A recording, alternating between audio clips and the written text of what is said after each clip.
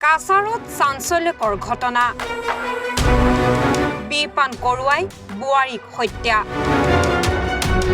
স্বামীৰ বিৰুদ্ধে হত্যাৰ অভিযোগ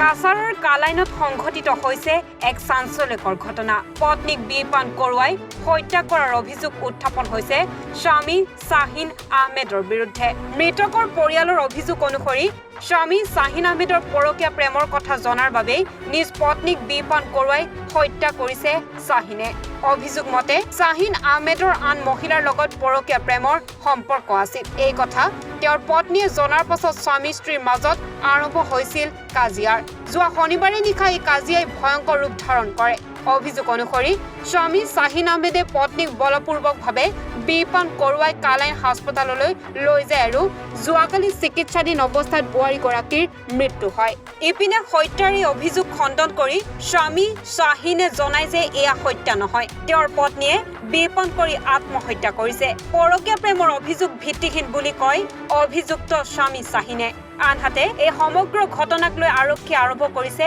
তদন্ত ইপিনে আৰক্ষীয়ে অভিযুক্ত স্বামী শাহিন আহমেদক আটক কৰি সোধা-পোছা অব্যাহত ৰাখিছে আৰক্ষীৰ মতে তদন্তৰ পিছতে স্পষ্ট হ'ব এয়া হত্যা নে আত্মহত্যা